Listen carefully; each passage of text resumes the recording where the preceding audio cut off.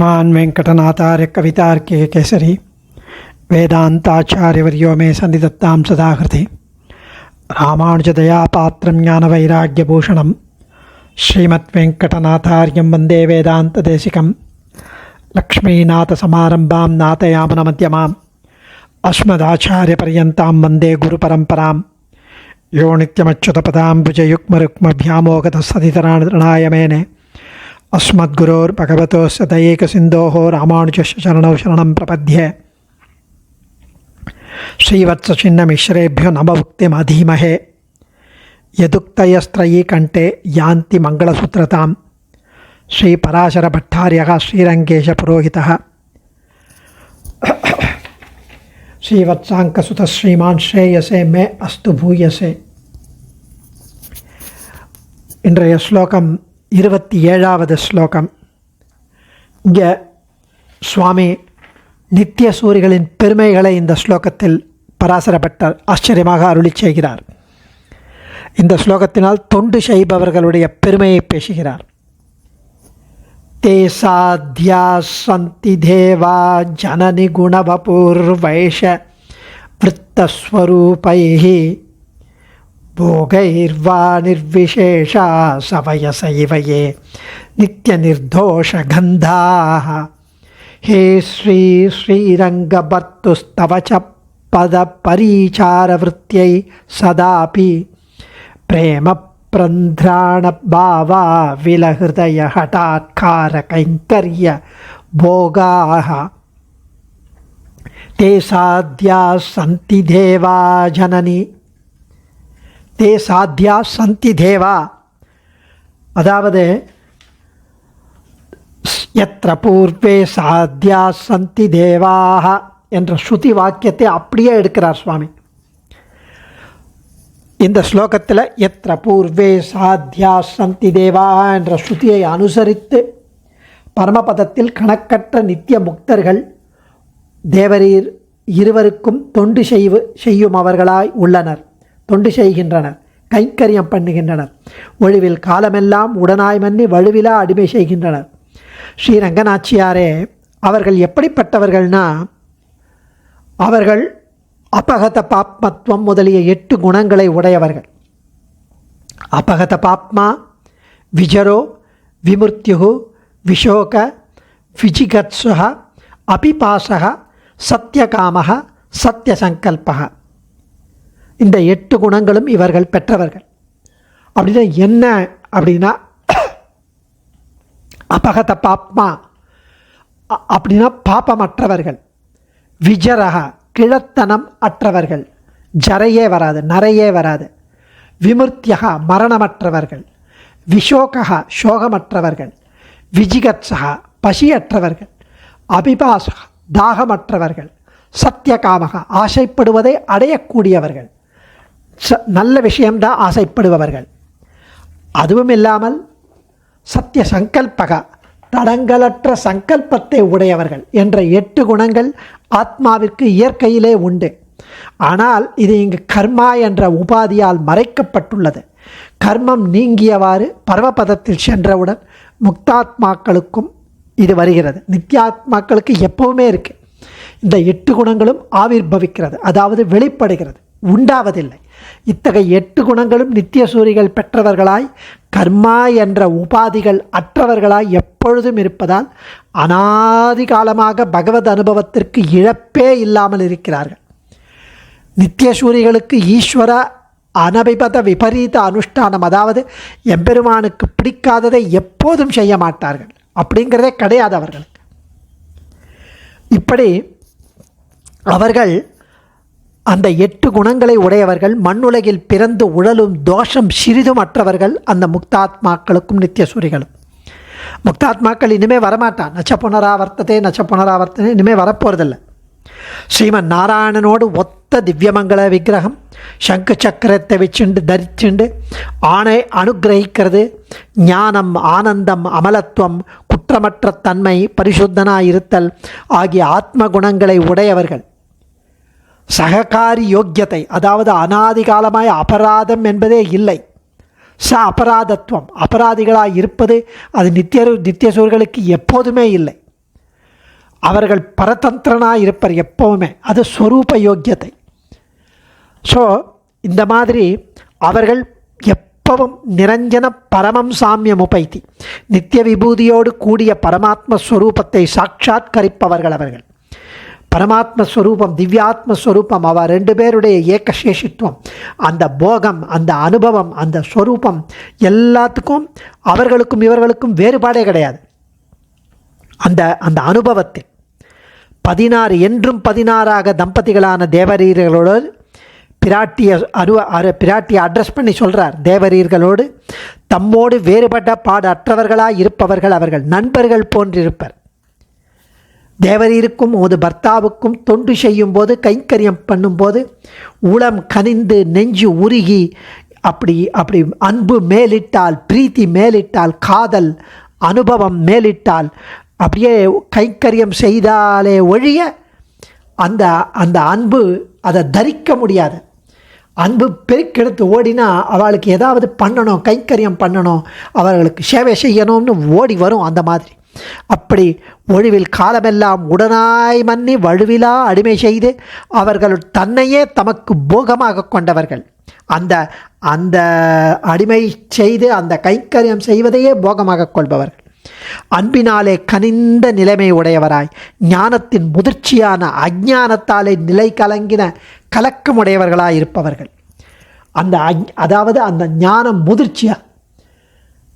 இவர்களும் முக்தர்களும் ஸ்வரூப யோக்கியத்தாலே பரதந்திர சேத்தனத்துவம் இருந்தாலும் அவர்களுக்கு இவ்வளோ நாள் கர்ம பந்தத்தில் இருந்தார்கள். இவர்கள் எப்படின்னா எப்பவுமே நித்தியர்கள். இந்த மாதிரி இதனை ஸ்ருதி ஸ்மிருதியெல்லாம் ரொம்ப அழகாக காமிக்கிறது. இப்படி சுவாமி ஸ்ரீவத் சங்கராச்சாரியர் தெரிவிக்கிறார். இந்த இந்த நித்திய நிர்தோஷ கந்தாக, முக்தர்களுக்கு அனாதியான கர்ம பந்தங்கள் இருந்தது. ஏதோ உபாயம் பண்ணி சரணாகதி பண்ணி அந்த பிரபாவத்தால் பகவான் அவைகளை போக்கி அருளினார். இன்றைக்கி அவள் முக்தாத்மாக்களாக இருக்கா. என்றைக்குமே அவள் அஞ்ஞானிகளாக இருந்ததில்லை என்பதை காட்டுவதற்காக இந்த இடத்துல நித்திய நிர்தோஷ கந்தாக என்கிறார் சுவாமி. இதில் பத உரையை முதல்ல அனுபவிப்போம். தே சாத்யா சந்தி தேவா ஜனனி குணவபுர்வேஷ விருத்தஸ்வரூபைஹி. ஜனனி எல்லோருக்கும் தாயான, ஹே ஸ்ரீ பெரிய பிராட்டியாரே, ஸ்ரீயே, ஏ எவர்கள், குண வப்புகு நல்ல பண்புகள், குண வப்புகு நல்ல திருமேனி அமைப்பு, வேஷங்கள், விருத்த இவைகளுக்கு ஏற்ற நடத்தைகள், இவைகளுடன் கூடின ஸ்வரூபைகி ஆத்மஸ்வரூபத்தாலும், போகைகி வா பகவத் அனுபவங்களாலும் போகத்தாலும், நிர்விசேஷாக வேற்றுமை அற்றவர்களாக, மேலும் சவயசகா இவை ஒத்த வயதுள்ள நண்பர்களைப் போன்றவர்களாய் இந்த நித்திய சூரிகள். நித்திய எப்பொழுதும் எப்பவும் முக்தாத்மாக்கள் மாதிரி கிடையாது. நிர்தோஷ கந்தாக குற்றங்கள் ஒரு சிறிதும் இல்லாதவர்களாய், சதா அப்பி ஒளிவில் காலமெல்லாம் பிரேம எம்பெருமானுடைய பிரேமையினால், பிரீத்தியினால், அன்பினால், அன்பு பெருக்கால், பிரத்ராண பெருக்கெடுத்து ஓடுகின்ற, பிரத்ராண பாவ நல்ல எண்ணங்களால், ஆவில கலங்கின மனசுடன், ஆவில ஹிருதய நல்ல எண்ணங்களால் கலங்கின மனசுடன். அது என்னன்னு கொஞ்ச நாளில் பார்ப்போம். ஹடாத்கார பலாத்காரமாக கைங்கரிய பணிவிடைகளில், கைங்கரியத்தில், பகவத் கைங்கரியத்தில் போகாக இன்பமுடையவர்களாகிய போகமுடையவர்களாகிய ஆகியவர்களோ தே அத்தகைய சாத்தியா தேவாக சாத்திய தேவர்கள் எனப்பட்ட நித்தியசூரிகள் ஸ்ரீரங்க பர்த்துகு அழகிய மணவாளனுக்கும் தவச்ச தேவரீருக்கும் பத திருவடிகளில் பரீச்சார பணிவிடைகள் செய்வதையே விருத்தியைகி தொழிலாக கொண்டவர்கள் சந்தி எப்பொழுதும் திருநாட்டில் உள்ளனர். சாத்தியா சந்தி தேவாக அப்படின்னு. அதாவது இவர்கள் எப்பவும் அந்த ஊர்துவ புன்றம், துளசி, நளினாட்சமாலை, வேஷம், விருத்தம், பிறப்பு, இறப்பு முதலான நமக்கு ஏற்பட்டதை போன்ற கர்மங்கள் அற்றவர்கள். மேலும் பரமாத்மாவை போலுள்ளதால் பரமாத்மாவின் அசாதாரண செயல்களான ஜெகத்காரணம், மோட்சமளிப்பது, ஸ்ரீயப்பதியாயிருப்பது இதெல்லாம் கிடையாது அவளுக்கு. முமுட்சுக்களால் உபாசிக்கும் நிலைமைகள் இதெல்லாம் அவளுக்கு கிடையாது. ஸ்ரீபாஷ்யத்தில் கடைசி அதிகரணத்தில் இதெல்லாம் ரொம்ப ஸ்பஷ்டம். ஸ்வரூபம் எப்படின்னா ஞானந்தமயமான இப்படி இருப்பது. பகவானுக்கும் பாகவதர்களுக்கும் சேஷபூதனாமை. இதெல்லாம் ஸ்வரூபம், அவர்களுடைய ஸ்வரூபம்.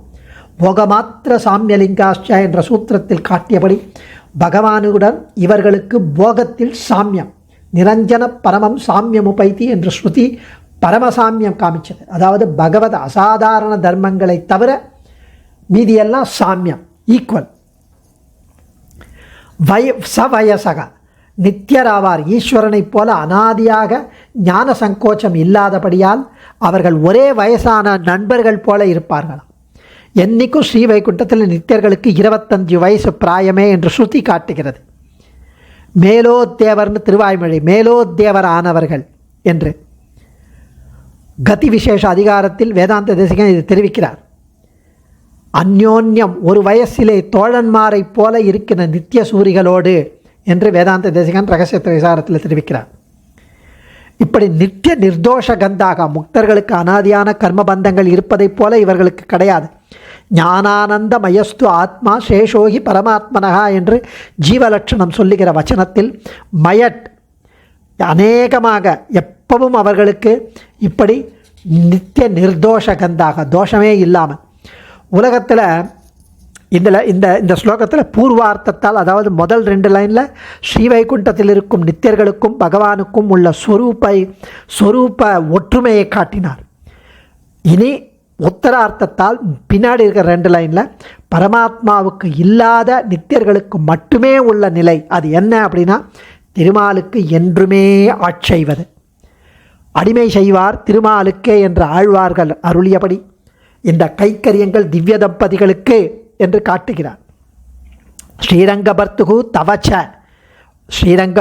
ஸ்ரீரங்கனுக்கும் உனக்கும் கைங்கரியம் செய்கின்றனர். உலகத்தில் ஒருவருக்கு மற்றவர் அடிமையாக இருந்து பணிவிடைகள் செய்வதுங்கிறது அவ்வளோ ஒன்றும் வஸ்து விஷயம் கிடையாது. கர்மா கிருத்த பாரதந்திரியமானபடியால் அது துன்பமாகிறது. ஒருத்தர் அவனுக்கு நம்ம வேலை செய்யணும் போதே ஒரு கஷ்டம்தான். அவனுக்கு என்ன, நான் என்ன வேலை செய்கிறது? ஒருத்தன் கீழே கை கட்டிட்டு வேலை செய்கிறதா? அச்சா, ஒரு ஈனமான விஷயம். ஆனால் இங்கு பகவானுக்கு செய்யும் கைங்கரியங்கள் பணிவிடைகள் ஸ்வத பிராப்தமாய் தாஸ்யகிருத்தமானபடியால் போக்கியமானது, பரமபோக்கியமானது. இதை சததூஷணியிலேயே ஆச்சாரியர் விரிவாக காட்டி அருணினார். அதாவது ரொம்ப அழகாக இந்த இடத்துல போகைர்வா நிர்விசேஷாக சவயச இவையே நித்திய நிர்தோஷ கந்தாகான்னு சொல்லிட்டு, ஹே ஸ்ரீரங்கபர்த்துகு தவச்சபத பரீச்சார விற்த்தியை சதாபி பிரேம பிரத்யான பாவாவில ஹிருதய அடாத்கார கைங்கரிய போகாக. இந்த இடத்துல அதாவது இதம் ஞானம் உபாஸ்ரித்ய மமசாதர்மியம் ஆகதா சர்க்கேபி நோபஜாயந்தே பிரளயேன வியதந்திச்ச. முக்குணங்களின் சத்வ ரஜஸ் தமஸ் அறிவை பெற்றவர்கள், அதாவது இந்த 3 குணங்களே சம்சார பந்தத்திற்கு காரணம் என்ற அறிவை பெற்றவர்கள் என்னை போல ஆகிறார்கள்னு சொல்கிறான் கண்ணன் 14வது சாப்டரில் 2வது ஸ்லோகத்தில். அதாவது என்னுடன் சமமான போகத்தை அடைகின்றனர். போக மாத்திர சாமியலிங்காச்சான்னு நம்ம பிரம்மசூத்திரம் தெரிவிப்பது போல இப்படி இவர்கள் ஒரே தோழன்மார்கள் போல இருந்தாலும் இப்போ கைங்கரியம் பண்ணுகின்றனர். பிரேம பிரத்ரான பாவாவில ஹிருதய அடாத்கார கைங்கரிய போகாக. உலகத்தில் ஒருவருக்கு மற்றவர் அடிமையாக இருந்து கைங்கரியம் செய்வர். சர்வம் பரவசம் துக்கம். பிறருக்கு அடிமைப்பட்டிருப்பது துக்கமயமானது. இது கர்மாவின் அடிப்படையில் காலத்தில் இங்கே இருக்கிற காலத்தில் வருவது. பரமபதத்தில் பகவானுக்கு செய்யும் கைங்கரியங்கள் ரொம்ப அழகாக அன்பின் மேலீட்டால் உள்ளம் உருகி செய்வது. அதில் கலக்கம் ஏற்படுவது இயல்பு. ஏன்னா எல்லா பணிவிடைகளையும் அடியேனே செய்ய வேண்டும் என்ற எண்ணம் வருவது வஸ்துவின் போக்கியத்தையால் கூடும். அந்த வஸ்து அவ்வளவு வஸ்தியாக இருந்தால், அவ்வளவு ஒரு சர்வேஸ்வரன், இவ்வளவு ஒரு பெரியவனா அவன் அப்படின்னு அவன் மேலே இருக்கிற எல்லா ஆத்மாக்களும் இயற்கையிலேயே பெருமாளுக்கு தாசபூதர்கள். அதுக்கு சிவன் சொல்கிறானா, தாசபூதா ஸ்வதசர்வே ஹி ஆத்மனா பரமாத்மனகா மந்திரராஜபத ஸ்தோத்திரத்தில். அதாவது நானும், சிவன் சொல்கிறான், நானும் உனக்கு தாசபூத்தர்கள். சிவன் உனக்கு, பெருமாளுக்கு தாசபூத்தன் என்று வணங்குகிறேன். இப்படி பெருமாளுக்கு தாசனானதால் இது போக்கியமானது. அன்பின் மேலீட்டால் உள்ளம் உருகி செய்வது. இதில் கலக்கம் யாதுன்னா எல்லா பணிவிடைகளையும் அடியேனே செய்ய வேண்டும் என்று நினைப்பது. இந்த எண்ணம் வருவது கைங்கரியம் செய்ய புகும் வஸ்துவின் யோக்கியத்தையால் வருவது. சுவாமி நம்மாழ்வா சொல்கிற மாதிரி ஒழிவில் காலமெல்லாம் உடனாய் மன்னி வழுவிலா அடிமை செய்ய வேண்டும் நாம். அதான் அந்த பட்டர் சதா அப்படி எப்போதும் எம்பெருமானிடம் பிரேமையோடு கூடியவர்களாய், எம்பெருமானிடம் பிரீத்தியினால் பெருக்கெடுத்து ஓடுகிற நல்ல பாவங்களால், எண்ணங்களால், கலங்கின மனத்துடன், அதாவது அடியேனே எல்லா கைங்கரியமும் பண்ண வேண்டும் என்று பலாத்காரமாக பகவத் பணிவிடைகளில் இன்பமுடையவர்களாய், அங்கே ஓடிப்போய் தீர்த்த கைங்கரியம், இங்கே ஓடிப்போய் மாலை கைங்கரியம், அங்கே ஓடிப்போய் சந்தன கைங்கரியம், அப்படி கைங்கரியம் பண்ணணும்னு ஆசை துடிக்கிறார். அழகிய மணவாளனுக்கும் தேவரீருக்கும் ஹே ஸ்ரீ ரங்கபர்த்துக்கு தவச்ச பத பரீச்சார விற்த்தியை, அதாவது அம்மா பெரிய பிராட்டி தேவரீருக்கும் அழகிய மணவாளனுக்கும் திருவடிகளில் பணிவிடை செய்வதையே தொழிலாக உடையவர்களாய் நித்திய சூரிகள் உள்ளனர். அனாதிகாலமாய் பகவத் கைங்கரியத்துக்கு இழப்பு என்பதே இல்லை நித்திய சூரிகளுக்கு அப்படின்னு ஆச்சரியமாக தெரிவிக்கிறார். சில இடங்களில் அறியாமையால் சுவாதந்திரியமும் துன்பமும் ஆகும். அது சததூஷணியில் தெரிவிக்கிறார். அதாவது சுவாதந்திரியம் சுகஹேத்து சியாத் இதி சேத் பவதோச்சதே ந கதம் சுகசாலி சியாத் கீலோத்பாடிச்ச வானரக. சததூஷண அறியாமையால் சுவாதந்திரியம் துன்பம். கீதையில் கூட பகவான் சொல்கிறார், ஈஸ்வரோகம் அகம் போகி சித்தோகம் பலவான் சுகி. ஆசூர ஸ்வபாவமாக எம்பெருமான் காட்டியருளினார். இப்படி எண்ணுவதால் ஹிரண்யகசிப்பு ராவணன் அவர்களுடைய கொள்கை, கடைசியில் அவர்களுக்கு என்ன நேர்ந்த கதி என்ன நமக்கு தெரியும். அதுதான் ஆகும். ஈஸ்வரோகம், நான் தான் ஈஸ்வரன், அகம் போகி, நானே அனுபவிக்கிறேன் அப்படின்லாம் தெரிவது. தோஷங்கள் இங்கே என்னென்னா அவித்யா, அஸ்மிதா, ராக, துவேஷ, அபினிவேஷாகனு யோக சாஸ்திரம் தெரிவிக்கிறது. நல்ல விஷயங்களை பற்றி அறிவோ அறிய எண்ணமோ அங்கே இல்லை. அதெல்லாம் இங்கே கிடையாது. ரொம்ப அதாவது அது ஒன்றுமே இங்கே நித்திய சூரிகளுக்கு எப்பவுமே கிடையாது. ஹதாகில கிளேஷமலை ஸ்வபாவதா சதானுகூல்யே கரசைஸ்வதோச்சிதை கிரகீத தத்தத் பரிச்சார சாதனைகி நிஷேவியமானம் சவிச்சை யதோச்சிதம்னு ஆளவந்தார் 43வது ஸ்லோகத்தில் தெரிவித்தபடி, அதாவது அவர்களின் நிலையை இங்கு அருளி செய்கிறார் ரொம்ப அழகா. ஸோ இப்படி பூர்வார்த்தத்தால் ஸ்ரீவைகுண்டத்தில் இருக்கும் நித்தியர்களுக்கும் பகவானுக்கும் உள்ள சொரூபத்தை காட்டினார், சாமியத்தை காட்டினார், நண்பர்களாயிருந்த அனுபவத்தை காட்டினார். பின்னாடி 2 லைனில் பரமாத்மாவுக்கு இல்லாத நித்தியர்களுக்கு மட்டுமே உள்ள திருமாலுக்கே என்றும் ஆட்செய்ய, பெருமாளுக்கு திவ்ய தம்பதிகளுக்கே என்றும் பணிவிடைகள் செய்ய, ஸ்ரீரங்கபர்த்துகு தவச்ச சதா பஷ்யந்தி என்று மட்டுமில்லை, ஒழிவில் காலமெல்லாம் உடனாய் மன்னி வழுவிலா அடிமை செய்ய வேண்டும் ஆழ்வார் இதையே எப்போதும் கேட்பது.